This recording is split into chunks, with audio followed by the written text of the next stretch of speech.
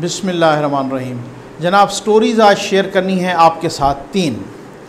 पहली स्टोरी ये है कि इस्तीफ़ों का फ़ैसला अपोजिशन कह रही है कि हतमी फ़ैसला हो चुका है, फ़ाइनल फ़ैसला हो चुका है, टाइम का इंतज़ार कर रहे हैं। इस टाइम पे मैंने बहुत तफसील से बोला था कि कौन सा सूटेबल टाइम है और वो टाइम है क्यों। दूसरी बात आपके साथ ये शेयर करनी है कि फिर से जनाब खावर मानेका साहब और यानी कि ख़ातून अव्वल के शौहर अव्वल तो खावर मानेका साहब और रिजवान गोंदल साहब DPO पाकपतन, याद है ना, उनका फिर से एक नया तनाज़ा या नया रोला सामने आ गया है। वो क्या है उस पर बात करेंगे। फिर खावर मानेका साहब ने अपने खसूसी अख्तियारात इस्तेमाल करके उनको फिर खुडे लाइन लगवाया, ये क्या चक्कर है।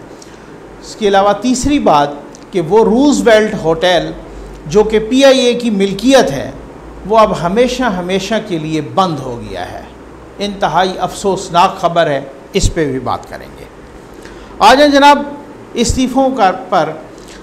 ख्वाजा आसिफ साहब ने जनाब नून लीग के पार्टी इजलास से खिताब करते हुए कहा है कि नून लीग के अरकान मुस्ताफ़ी हो गए तो देखते हैं सेनेट इलेक्शन कैसे होगा। देखें, मैंने 2-4 रोज़ पहले वीडियो की थी बहुत तफसील के साथ और मैंने कहा था कि मार्च से पहले क्या होने वाला है, इस्तीफ़े कब आएंगे, ठीक है ना, और उन इस्तीफ़ों का टाइम क्या है और सेनेट का इलेक्टोरल कॉलेज कौन कौन सा है। अगर ये इस तरीके से इस्तीफ़े आ जाते हैं तो इलेक्टोरल कॉलेज टूट जाएगा।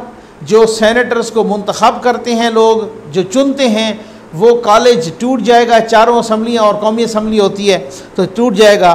ख्वाजा आसिफ साहब ने यह भी खबराई, आजकल ख्वाजा आसिफ साहब के बयानात में बड़ी तब्दीली नज़र आ रही है, ठीक है ना। उन्होंने ये भी कहा कि नवाज शरीफ साहब की जद्दोजहद चौथी बार इक़्तिदार में आने के लिए नहीं बल्कि अवाम को इक़्तिदार में लाने के लिए है। ये है तब्दीली। अब लोग कह रहे हैं, ज़राए कह रहे हैं भाई कि ये इस तब्दीली के पीछे क्या है, यानी ख्वाजा आसिफ साहब के मूड की तब्दीली के पीछे क्या है कि एक तो वार्निंग वो जो मिली कहीं से, ठीक है ना, कल भी बताया था कि वार्निंग मिली कि जिनको रिजर्वेशंस हैं तो फिर वो तैयारी पकड़ें, अपनी पार्टी में उनकी कोई जगह नहीं है। एक तो वार्निंग और दूसरा अवामी गुस्सा, गैज़ गज़ब। उनको पता है कि अब अवाम का क्या मूड बन गया है। वर्कर्स, नून लीग के सपोर्टर्स, वोटर्स, बाकी भी जो अपोजिशन की पार्टियां हैं उनका मूड क्या बन गया है। उस मूड से आप डेविएट करेंगे, इधर उधर जाएंगे तो गैज़ व गज़ब का वो कह रहे। अब अपना हर बंदा समझ रहा था कि उस पेस में मैं अपने आप को फिट नहीं पा रहा, जो पेस अपोजिशन चल रही है और जो पेस नून लीग चल रही है, और ख़ास तौर पे जो पेस जिस रफ्तार के साथ नवाज शरीफ साहब और मरियम नवाज साहबा सफ़र कर रही हैं, तो उनका कहना है कि आप हमारे साथ इसी तरीके से सफ़र करें। और साथ जनाब ख्वाजा आसिफ साहब ने बड़ी इंपॉर्टेंट बात की, मैंने भी यही 3-4 रोज़ पहले वीडियो में की थी, आप देख सकते हैं, वीडियो गवाह है। मैंने कहा था मैं इंतहाई कानूनी नुक्ता उठाने जा रहा हूँ। आज उसी की नून लीग ने, ख्वाजा आसिफ साहब ने तस्दीक कर दी है। कहते हैं कि इस जिद्दोजहद का नुक्ता उरूज पहुँचेगा तो कौमी असम्बली के तमाम 84 अरकान मुस्ताफ़ी हो जाएंगे। ये वो 84 अपनों की बात कर रहे थे, नून लीग के 84 कौमी असम्बली के। बाकी तो आप अब पूरी अपोजिशन को साथ मिलाएं तो वो तो फिर 130 से भी ज़्यादा बनते हैं, ठीक है ना। तो 84 अरकान जो है ना मुस्ताफ़ी हो जाएंगे। तो फिर हम देखेंगे कि सेनेट के इंतखाबात कैसे होते हैं, यानी कि पीपल्स पार्टी मौलाना साहब। अच्छा, फिर साथ पंजाब के भी उन्होंने, पंजाब यानी कि जो कौमी सूबाई असम्बली पंजाब के, ज़ाहिर है जब यहाँ से मुस्ताफ़ी होंगे तो वहाँ से भी मुस्ताफ़ी होंगे, वो भी इलेक्टोरल कॉलेज टूट जाएगा। और अगर सिंध में भी दे दिया गया तो वो तो पूरी असम्बली उड़ जाएगी। तो मतलब वो तो यही होगा ना कि वो इस्तीफ़े थोड़ी देंगे, वो तो उसको असम्बली को उड़ा देंगे, ठीक है ना, उनके हाथ में है, वो उसको भेजेंगे। अच्छा, वो कहेंगे कि हम फिर देखेंगे कि फिर कौन सा इलेक्टोरल कॉलेज होगा जो इलेक्शन कराएगा। और मैंने बताया था कि ये नुक्ता उरूज है क्या भाई, ये नुक्ता उरूज है सेनेट के इलेक्शन से चंद दिन पहले या एक आध हफ्ता पहले। वही वो नुक्ता उरूज है कि अगर सारी चीज़ें, लेकिन मौलाना फजल रहमान साहब भी, बाकी लोग भी बहुत पुरुमीद हैं कि हो सकता है ये नुक्ता उरूज ना आए। मरियम नवाज साहबा ने भी कहा है कि हम फैसला कुन जद्दोजहद में दाखिल होने जा रहे हैं और उन्होंने ये भी कहा है कल कि कारकुनों की जद्दोजहद से 72 साल बाद मुस्लिम लीग का कल्चर बदल गया। वैसे फर्स्ट टाइम लोग कह रहे हैं वाकई कि अब की बार जो कारकुन हैं, जो अवाम है, जो वोटर सपोर्टर हैं, वो ज़्यादा चार्जड हैं, वो बहुत ज़्यादा चार्जड हैं। और मरीम नवाज साहबा ने कहा है कि वालिद ने कहा है कि बैग तैयार रखो, गिरफ्तार करने आए तो सीना तान कर जाना। बड़ी अब आप देखें ना, आप मोराल देखें किस तरह का बुलंद है। आ जाए जनाब, पाकपतन वाले इशू पे DPO पाकपतन का रोला तो आपने सुना था, वो जनाब मानिका साहब के साथ हुआ था, खावर मानिका साहब। खावर मानिका साहब कौन? खातून अव्वल जनाब बुशरा बीबी साहबा के शौहर अव्वल, ठीक है ना। तो उनके साथ जो वो रोला था DPO पाकपतन रिजवान गोंदल साहब का, आपको मालूम है, उसमें मैंने पूरी वीडियो भी की थी। तो खावर मानिका साहब से जब तनाज़ा हुआ तो उनको OSD बना दिया गया। फिर वो एक लंबे अरसे तक जनाब OSD रहे।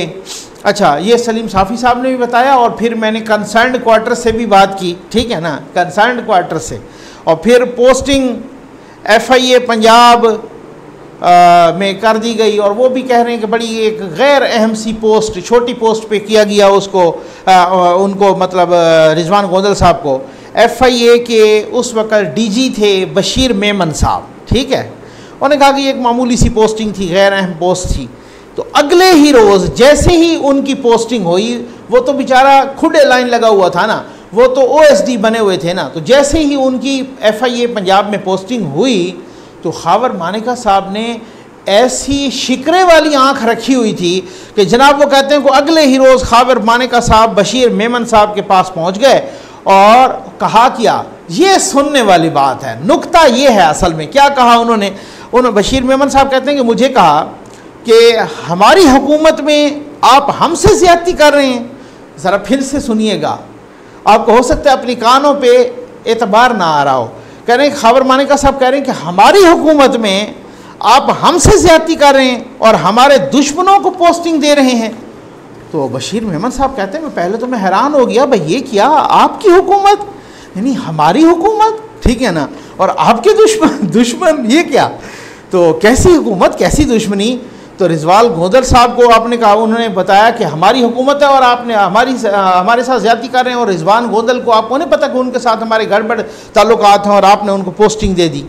तो उन्होंने कहा सर देखें, वो एक सरकारी ऑफिसर हैं, ज़ाहिर है बेचारे इतने लंबे अरसे तक अगर खुडे लाइन लगे रहे हैं, वो पहले भी खुडे लाइन उनको आपने ही लगवाया था, तो फिर उसके बाद तो उनका कहीं किसी जगह तो ट्रांसफ़र होना ही था ना, किसी जगह तो पोस्टिंग होनी थी ना। तो कहते हैं कि ये सुन के वो नाराज़ हो के मेरे दफ्तर से, बशीर मेमन साहब कहते हैं कि खावर मानिका साहब नाराज़ हो के मेरे दफ्तर से चले गए। जब वो चले गए तो बशीर मेमन साहब कहते हैं कि आधे घंटे के अंदर अंदर मुझे प्राइम मिनिस्टर हाउस से प्राइम मिनिस्टर के प्रिंसिपल सेक्रेटरी आज़म खान साहब ने फ़ोन किया, और फ़ोन करके सिर्फ ये बताया कि हमने रिजवान गोंदल को OSD बना दिया है, यानी फिर से खुडे लाइन लगा दिया है। ये होता है अख्तियार, इससे अख्तियार कहते हैं। भाई आ जाए जनाब, मैं ज़्यादा कहीं ऐसा ना हो गुस्ताखी के मुतरादिफ हो जाए। लेकिन न्यूयॉर्क में PIA की मिल्कियत जो रूज़वेल्ट होटल, वो मुस्तकिल, तो बुरी ख़बर ये है कि वो मुस्तकिल तौर पर बंद करने का ऐलान हो गया है जनाब। ये ऐलान फेसबुक पर किया गया, जब शदीद तनकीद हुई तो फिर उसके बाद इस ऐलान को हटा दिया गया, लेकिन होटल बंद है, ठीक है। अच्छा, फेसबुक पर जारी पैगाम में क्या कहा गया? फेसबुक पर लिखा गया कि रूज़वेल्ट होटल 1924 से आपकी कहानियों का हिस्सा बनने पर बहुत शुक्रगुजार है, ताहम इंतहाई अफसोस से आपको इतला दी जा रही है कि तकरीबन 100 साल के अरसे के बाद होटल 31 अक्टूबर 2020 से मुस्तकिल तौर पर बंद किया जा रहा है। यानी ये आखिरी महीना है जब रूज़वेल्ट होटल चल रहा है, और जिन लोगों की आगे ज़ाहिर लोग एडवांस बुकिंग कराते हैं ना, आगे बुकिंग करवा रखी थी, उन्हें मुतबादिल फराहम करने के लिए राब्ते किए जा रहे हैं, उनको फिर किसी और होटल में वो करेंगे। ज़ाहिर बुकिंग तो उन्होंने करवा रखी थी, पैसे भी दिए होंगे। अब आपने देखा कि कुछ अर्सा पहले काबीना की मीटिंग में भी डिस्कशन हुई, फिर उसके बाद कहा कि इसको बहरान से निकालने के लिए कोई पैकेज भी दिया गया। फिर जनाब ये भी ख़बरें और अफवाहें आई कि इसको जुल्फ़ी बुखारी साहब ख़रीद रहे हैं, कोई और साहब ख़रीद रहे हैं। तो इसी तरीके से जो है ना, कभी किसी ने कहा कि जनाब इसको वो दूसरे साहब ख़रीद रहे हैं, एक और जो हैं वो बाब रहमते के साथ नज़र आते थे, नुसरत साहब के क्या नाम है उनका, तो वो ख़रीद रहे हैं। और यही अफवाहें इस तरह की चली और फिर पता ही नहीं चला कि ये बंद हो गया, और बंद करने का कोई वजह ही नहीं बताई गई कि क्या वजह क्या है। और बस आप देख लें, ये बदकिस्मती है कि जो होटल कभी करोड़ों रुपए का, अरबों रुपए का प्रॉफिट दिया करता था, वो बंद हो गया है। हालांकि ये बताया गया था कि स्टेट और प्राइवेट पार्टनरशिप, यानी कि स्टेट और यानी गवर्नमेंट की और प्राइवेट वेंचर के तहत जो है ना इसे चलाया जाएगा, पार्टनरशिप के तहत, लेकिन वो नहीं हो सका। वो उसको बेल आउट पैकेज देने की कोशिश की गई या सिर्फ शायद ऐलान हुआ, वो तब भी नहीं हो सका। अब वो पक्का रूजवेल्ट होटल जो कि PIA की मिल्कियत, वो बंद हो गया है। अब देखते हैं कि उसके बंद होने की वजूहत क्या हैं, क्या वो बिकने लगा है, क्या उस इमारत को किसी दूसरे इस्तेमाल में लाया जाएगा, होगा क्या, आपके साथ ज़रूर शेयर करेंगे। और बहुत सारी हॉट न्यूज़ बिल्कुल यूँ समझ लें अंधाधुंध आ रही हैं, माहौल सियासी बहुत गर्म है, आपके साथ शेयर करते रहेंगे। उम्मीद है आपको वीडियो पसंद आई होगी। आपका बहुत बहुत शुक्रिया।